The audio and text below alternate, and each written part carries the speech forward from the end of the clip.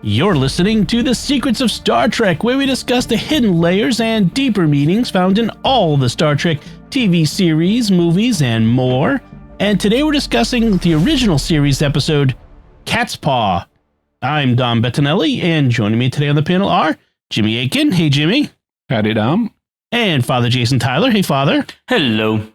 Folks, be sure to get your very own Secrets of Star Trek t-shirt and other merchandise by visiting our merchandise store at sqpn.com/merch. So, Jimmy, can you give us a recap of what happens in Catspaw?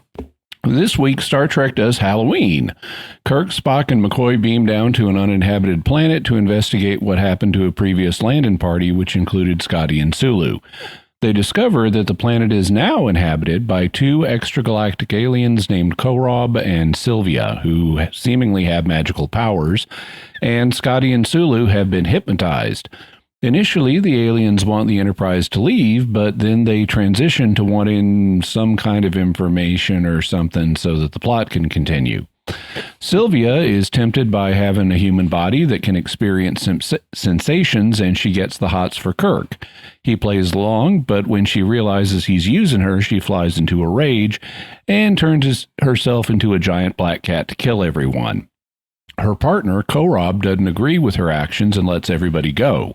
The aliens also have let it slip that their seemingly magical powers are produced by a device called a transmuter, and Kirk deduces that a key component of the transmuter is part of a wand used by Korob. Sylvia turns back into a woman to try to seduce Kirk again, but he smashes the crystal at the top of the wand, causing all the aliens' magic to be undone, and we see the true tiny alien forms of Sylvia and Korob as they die. The end. Father, what you think of this one? You know, I found this a difficult episode to really get into. I've never been a, big fan of Halloween-themed episodes, which is what this is. And Star Trek being Star Trek, I knew we were going to see some alien technology be the explanation for the castle and the witches and the black cat and the other sort of spooky elements. It's like Scooby-Doo. Exactly, yeah, exactly. This is a new episode. That's right, yeah. So ultimately when it was revealed, when they pull the mask off of the bad guy, as it were, it was pretty expected. And I found it an overall forgettable episode. In fact, as I was watching it, I'm like, okay, I don't remember what happens here and how this goes exactly. So, how about you, Jimmy? Oh, I would have gotten away with it, too, if it wasn't for you meddling kids and your darn Falcon. Wait, does that make Spock Velma? That would make him Scooby. Okay. So it's okay. It's not one of the best episodes. It's not terrible either. I agree with Father. There's a lack of tension in that we know where this is all going, so we're just watching tropes play out in front of us that are Halloween related. This episode, incidentally, originally was broadcast on Halloween, and it's okay. We have, for me, the most annoying tropes are not the Halloween ones, but the Sylvia is in love with the sensations her body gives her, and of course she falls for Kirk, and it's at least they don't let that one go on for too long because she quickly realizes he's playing her. Right. Yeah. Speaking as forgettable, in my mind's eye, would always confuse this one with Assignment Earth, because that also has one where an alien woman turns into a cat and back. Yeah. So I had that.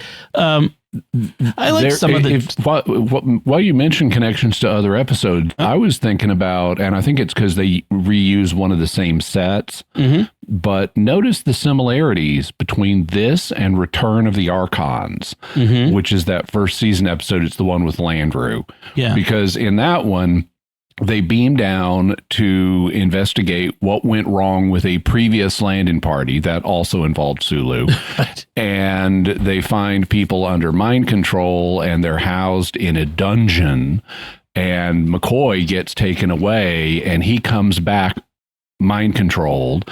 And then they've got to somehow destroy a piece of alien technology to liberate everyone. It's the same basic plot. Yeah. And it's also the similar plot to a lot of these super powerful aliens that we have to take down, whether it's who mourns for Adonis or there is an interesting connection with also the What a Little Girl's Made Of, because the same writer, Robert Bloch, wrote that and this. Yep. Also, he wrote Wolf in the Fold. Right. And the movie Psycho. Oh, I didn't realize that. That's interesting.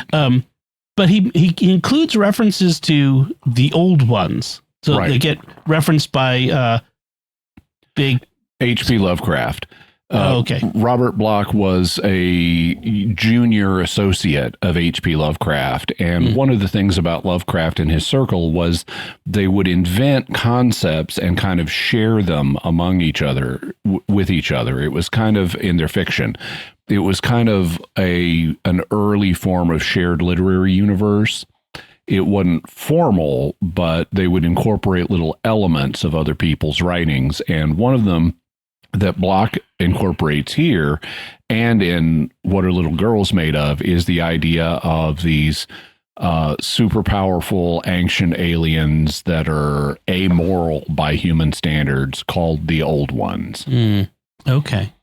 So, yeah, and it would be an interesting idea to explore, but it never goes beyond this. This is where it gets dropped. But it's kind of... That's why you need to read Lovecraft. You can read all about Cthulhu and the other old ones. Yes.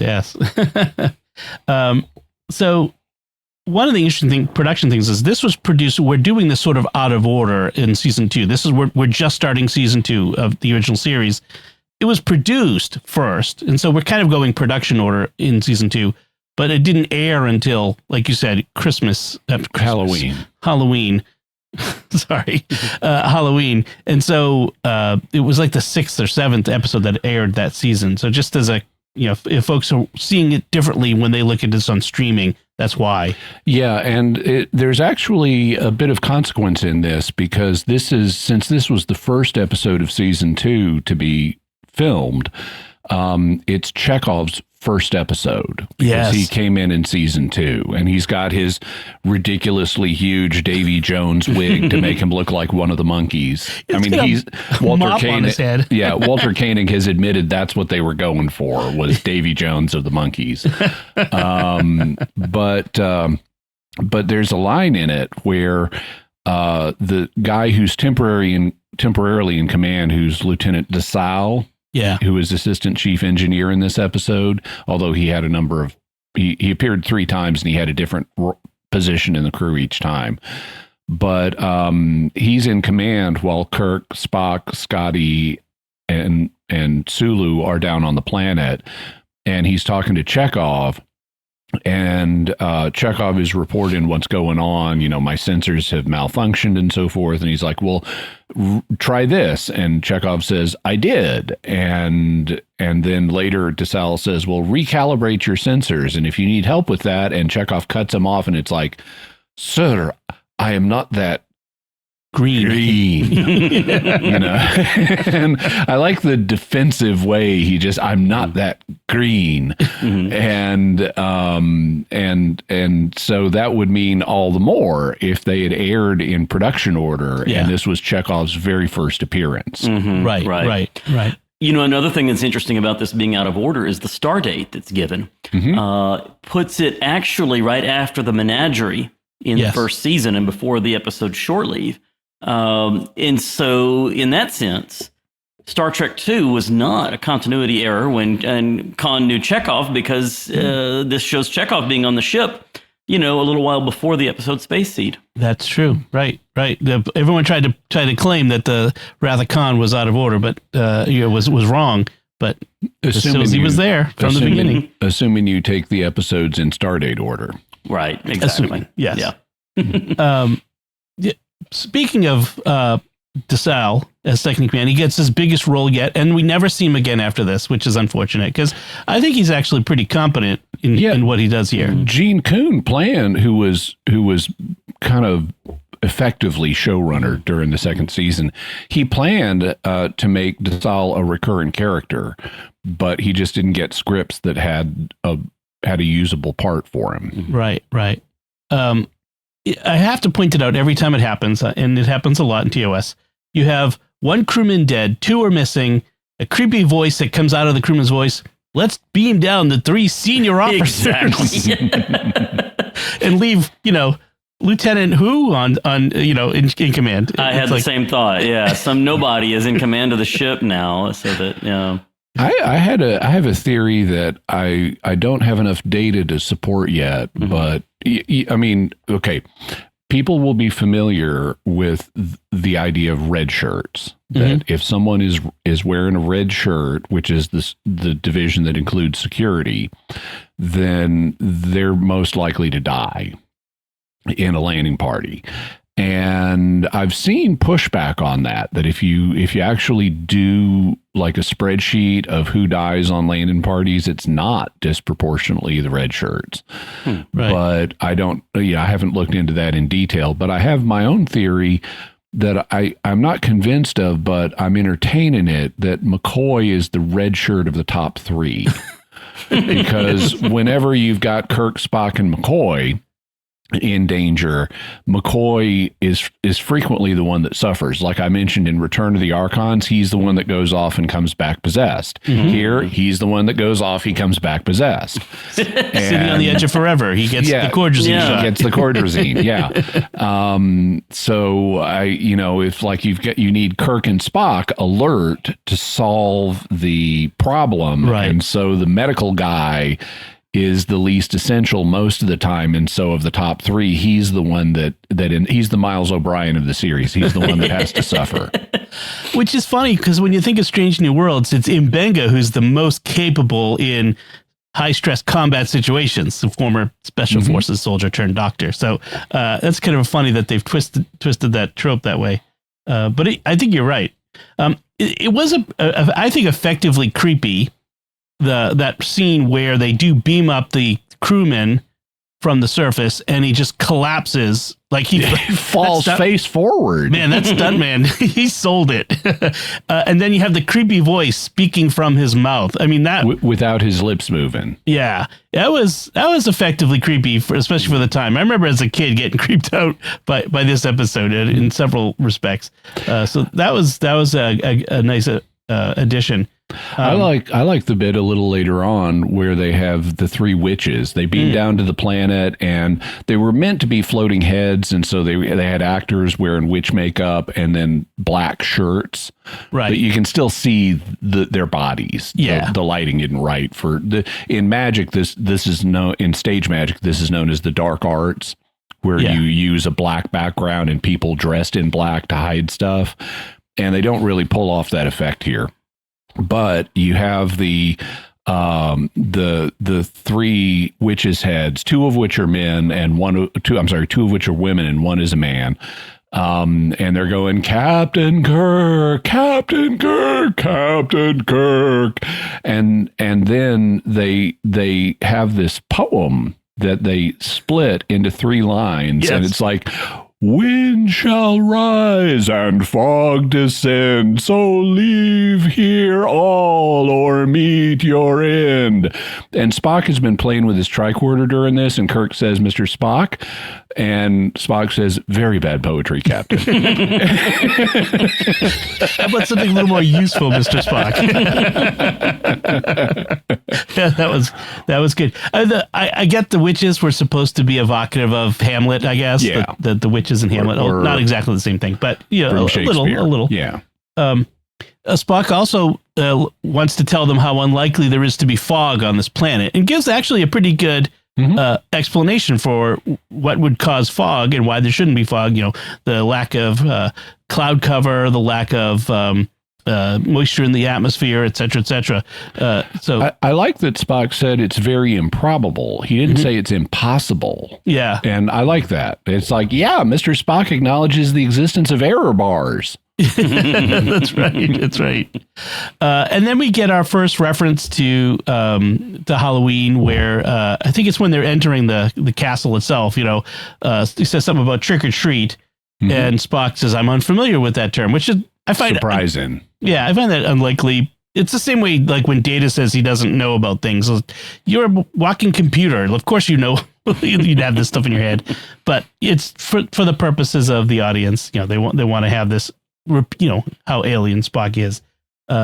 So that's when they go in the castle. And there's a few more references to Halloween throughout.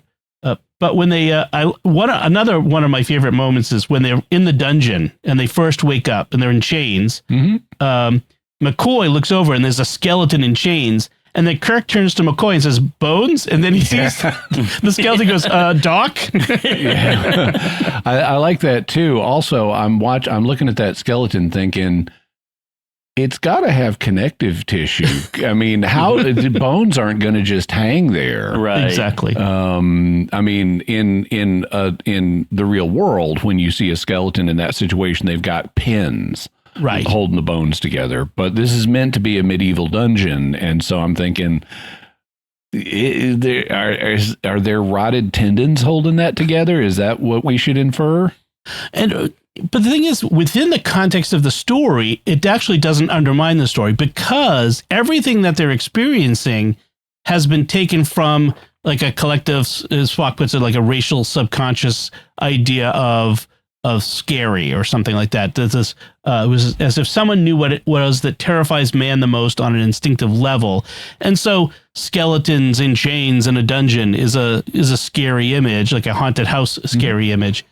And I thought that was interesting, like this idea that Korob and Sylvia were trying, they said they were trying to gain information about humans telepathically, I assume, and went right past the conscious to the subconscious. And that's where they drew all of this imagery out of. And they comment that Kirk comments that Korob presented all this environment as if it was totally normal. And so it's like they don't realize that they've created a horror show for the humans by tapping their subconscious instead of their conscious minds. Right. So I thought that was an interesting explanation for why they would have come up with this. I mean, it's the writer is trying to justify the Halloween stuff, and that's not a bad justification. I kind of thought. I also liked when Korob got exasperated with them. What is? Where did your race get this ridiculous predilection for resistance? He says, you examine any object, you question everything. Is it not enough to accept what is? And I'm like, as a dad, yes, I say the same thing to my kids. Yeah. Where did you get this ridiculous predilection for resistance? Evolution. Right. How did your race evolve to not have that sort of thing? But, yeah. And then Spock also gives us a little bit of explanation of wizards and familiars, because at first Sylvia shows up as the cat, and so they think that she's a familiar, which he says it's sent by animals sent by the devil, by the devil to wizards. Yeah, I like how they make it clear that Korob is, when the cat meows, Korob's getting information from her. And he learns new data when the cat meows. And I like that. It's like it is like a conversation. Korob also tries to bribe them first with food and then like plates of gigantic jewels. And Kirk is very dismissive. He's like, I could make hundreds of these on our ship. Like yes, the Enterprise would have devices for replicators and that sort of thing. Replicator wasn't quite a thing yet, I don't think. Not to the level it later becomes in TNG, but but they had the ability to manufacture stuff. And so he says, we could make a ton of these on the ship. They're valueless to us. Right. And then Korob says something interesting. He says that this was all a test of their bravery, loyalty, and basically integrity. He doesn't say integrity, but integrity, whether they can be bribed. And this is where I think they needed to do something different in the writing, because up to now, from the moment the guy beams up on the transporter pad and keels over, through the witches to the attempt at bribery, the goal has been to get Kirk and the Enterprise to leave. He's been repeatedly warned away from this planet. And then at this point in the story, the aliens' goal pivots. And the only line we really get, we get a lot of stuff of like, tell us what we want to know, but there's very little detail about what is it they want to know. There is a single line where Korob and Kirk are talking, and Korob says, well, now that you've seen some of our technology, meaning this magical stuff, tell us about yours. And Kirk deflects that into a conversation about magic. And it's, to me, it's unclear what the aliens' real goal is here. It appears that their real goal is to get information about human technology, but they don't set that up properly, because they've been warning them away repeatedly through large chunks of the episode, and then they pivot to this new goal, and it's what the new goal is unclearly defined. And why then did you do all the warning if you just wanted information about technology? There's also problems with the idea that they don't know about Earth technology, or that they would want to know about it, because they're able to do things to the Enterprise that Sylvia uses sympathetic magic to roast a little medallion of the Enterprise over an open flame that of a candle that causes the Enterprise up in orbit to experience surges in heat that its environmental systems can't compensate for. And then later, Korob seals the Enterprise medallion in a rectangle, a little box of lucite, and tells Kirk and Spock and so forth that the Enterprise up in orbit is now sealed in an impenetrable force field. So it's like, even though they're using a device called a transmuter to get around, Korob even says that's how we came to your galaxy, was with the transmuter, as if it could, move people through space. They seem to understand the Enterprise well enough to manipulate it from a distance in orbit. So What is it they want to know? Although it turns out that, Chekov's idea that they were actually breaking out of that force field. So they're able to, but still, I mean, they're interacting with our technology in at least an initially superior way. So just because we can resist it, I mean, they still understand our technology. Right. And they kind of throw away that motive pretty quickly to turn towards Sylvia's goal, right? Sylvia is now going rogue from her own mission. And I get that. Yeah. Sylvia has her own agenda, and it's different than Korob's, but I want to know, what was Korob after here? Right. Yeah. It was interesting to me when Sylvia first shows up as a woman, walks in the room. I don't know if you guys notice, Kirk stands up. Like, he's like, hello, when the beautiful woman enters. It's very Kirk. I enjoyed that. This whole thing about the sympathetic magic, is that like voodoo? Voodoo is one example of sympathetic magic. Sympathetic magic is sort of one of it, depending on how you classify different magical effects. Sympathetic magic is one of them. The basic idea is you do something to one thing in order to have an effect on your real world target.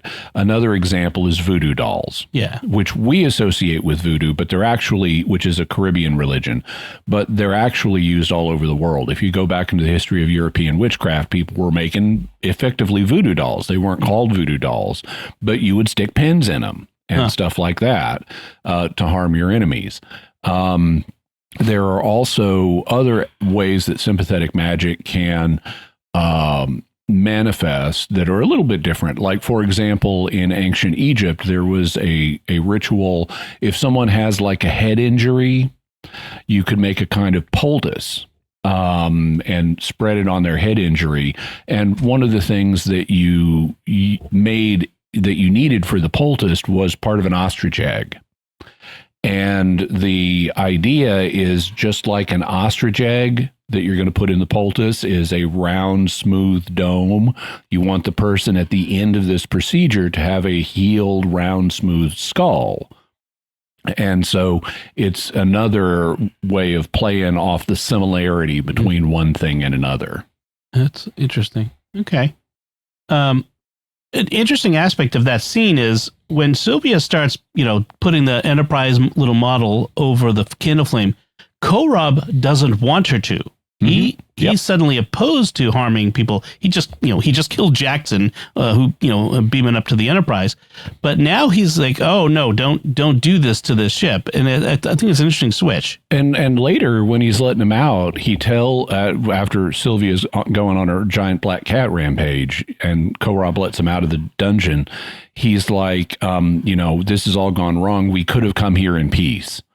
Right. And I'm going, not if you're killing our security guys first thing. Right. So this is all the more, it makes Korob to me much more interesting than Sylvia. Yeah. She's just got the hots for Kirk. I'm most curious, the alien anthropology diplomat person inside of me wants to understand Korob and what his goals are. Right. By the way, the Enterprise and Lucite, that little model, it's now in the Smithsonian. It was given as a gift to the Smithsonian, so that's fun.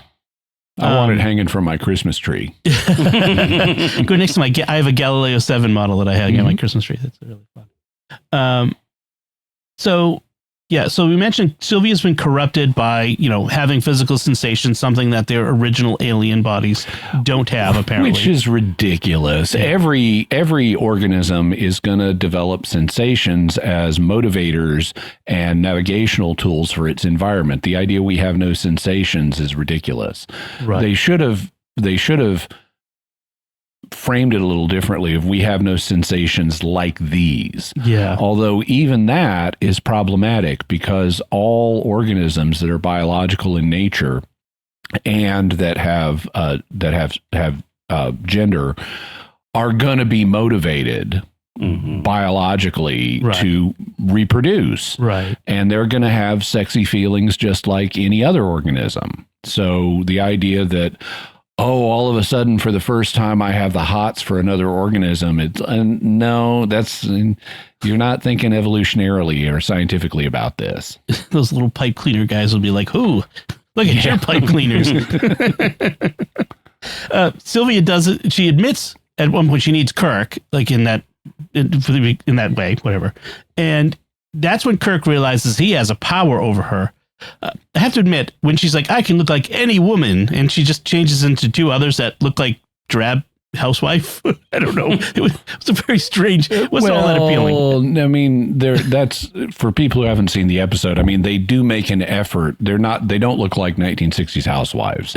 I suppose. They are in kind of science fiction-y costumes that are meant to look like exotic women of the future, but they're not especially necessarily attractive. It wasn't like what they did with Vina in the cage. But he gives her a little taste of her own medicine, by leading her on, and then and of course, to quote Shakespeare, hell hath no fury, like a woman scorned, and Sylvia gets to experience that as well, the scorn, and that's when she takes the form of, but it was Spock says she chose the form of a cat because of racial memories of the cat as the most ruthless, most terrifying animal. And I'm like, not that kind of cat. Lion, tiger, not house cat. Yeah. Right. I mean, even I can think of other scarier animals like giant lizards and things, but it would have been better to say she chose that form because it was consistent with all the other stuff they were doing at the dungeon and the castle and everything else. Right. Black cats are scary to people because of the associations, European associations, by the way, which is so. I wanted to comment on one thing that I noticed in the writing of this, and it happens, I think, like 3 times in the episode. It happens twice up on the bridge where Desal is given orders to Chekov and Uhura. And it happens once later when they temporarily get communication with the planet and Kirk gives an order to Desal. And in all 3 cases, the commander says, the subordinate reports a problem and the commander says, do this. And the subordinate replies, already done it. Right. And that, I like that because that indicates you've got a competent crew. Yeah. And so the order is not so much, I've just had this genius idea, why don't you do this? It's like, this is standard procedure, already done it. It's like we're confirming that what you would expect to be done has been done. Right. And I like that because it communicates the competence of the crew, and it also speeds the plot. So they don't waste any more time on this procedure. Right.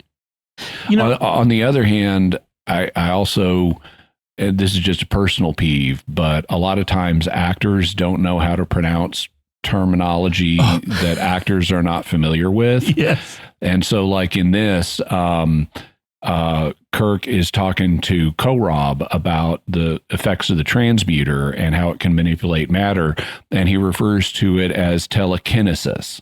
Yes. And it's like, okay, telekinesis is itself an obsolete term. It should be psychokinesis. But if you're going to use it, it's not telekinesis. I'm trying to remember, was it this one or actually, it might have been the Doctor Who what we're going to talk about in when we next do Secrets of Doctor Who, but someone pronounces hypostasis as hypostasis. Yeah. There was in proximity to this. Going back to your you always look at the motivation. At the end, Sylvia says something which kind of goes back to that, which is this, she just as Kirk he's got the transmitter in his hand and she wants it. And she's trying to last ditch, trying to convince him, I can give you everything. I can make you the ruler of the galaxy. And Kirk's like, why? Because your people have nothing of your own. Like, why do you need us? And she says, we need your dreams, your ambition. With them, I can build. I took that as this is her agenda now. And it wasn't Korob's agenda. Yeah, I guess so. Yep. And then we get the destruction of the transmuter and form. That's a really effective moment. You've got Kirk and Sylvia standing across from each other with this long medieval dining table in between them, and Kirk's holding the wand, which has this crystal ball on the end, and she's like, come to me and we can rule the galaxy together. And he just takes the wand and smash and on the table in between them. And there's this lighting effect that shoots out from it. And and then the castle's gone and everything. And I thought it was a very effective visual climax for the episode. I think the prop master did a good job with the transmuter. It's a small detail, but when it smashes into like dust, and it's really, I think, an effective prop moment. It's small, but it lends itself to the moment. Less effective prop. The aliens, like I mentioned before, the little pipe cleaner guys. Oh,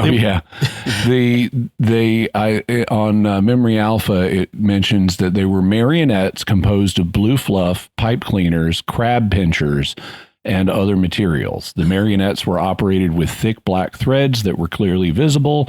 Most of this was corrected in the remastered version of the episode, which is the one I watched. Yeah. I didn't see the thick black threads, but I remember as a kid going, that is at least they were aliens, right? I mean, that part is good. I'm glad we got aliens. And that goes along with the kind of Lovecraftian thing that Bloch was going for, because the aliens in the Cthulhu mythos are very alien.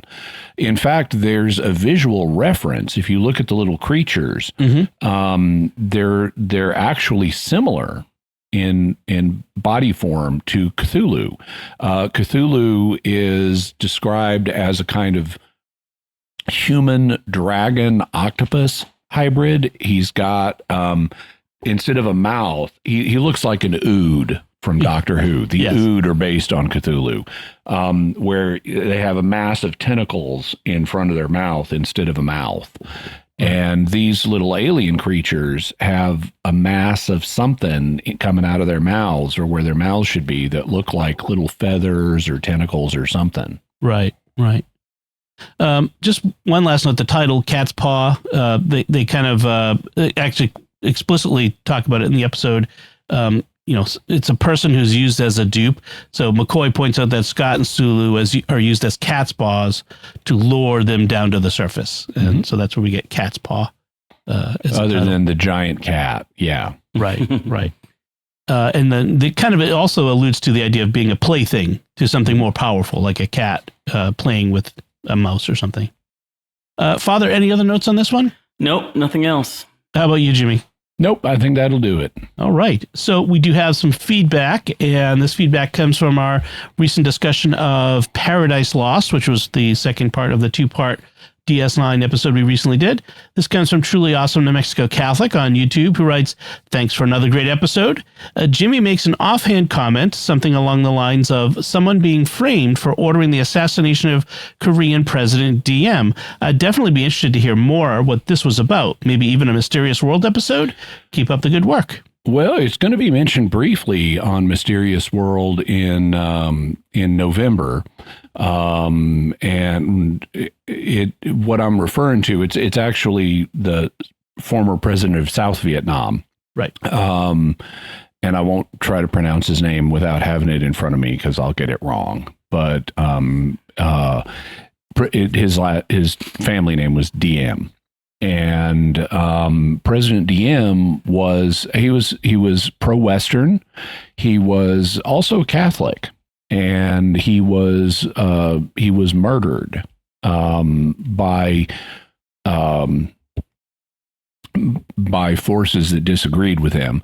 And then in the 1970s, in the early 70s, a Watergate burglar, Howard Hunt, fabricated diplomatic cables implying that John F. Kennedy had ordered the assassination of President Diem. And this was used at a trial that we're talking about in our November episodes on Mysterious World. But I could take a look in the future at the actual assassination of President Diem, and as part of that, talk about the attempt to frame Kennedy for it. Kennedy was not guilty of it, but E. Howard Hunt tried to make it look like he was. As this episode comes out, it will either have been the most recent Mysterious World or the next one. It's a two-parter, and I'm not sure exactly where DM is mentioned in the two-parter of those episodes. But should be in part one. Okay, so that would be the most recent before this episode came out. All right, so that's it for now, and we'd like to take a moment to thank our patrons who make it possible for us to create the Secrets of Star Trek, including Matthew F., Mitchell R., Pat S., and Julia S. Their generous donations at sqpn.com/give make it possible for us to continue the Secrets of Star Trek and all the shows at StarQuest. And you can join them by visiting sqpn.com/give. So we'd love to know what you think of Catspaw. You can let us know by commenting on the show at sqpn.com/trek, our Facebook page, facebook.com/StarQuestMedia. Send an email to trek@sqpn.com. Visit our Discord community at sqpn.com/discord, or watch The Secrets of Star Trek on our YouTube channel at youtube.com/StarQuestMedia, where you can like, subscribe, and leave a comment. We'll be back next time when we'll be discussing the animated series episode, The Eye of the Beholder. Until then, Jimmy Akin, thank you for joining me and sharing The Secrets of Star Trek. Thank you, Dom. Live long and prosper, and happy Halloween, because it's always Halloween somewhere. Sure. Father Jason Tyler, thank you as well. Thanks, Dom. And once again, I'm Dom Bettinelli. Thank you for listening to The Secrets of Star Trek on StarQuest, and remember, maybe we can't break it, but I'll bet you credits to Navy beans we can put a dent in it.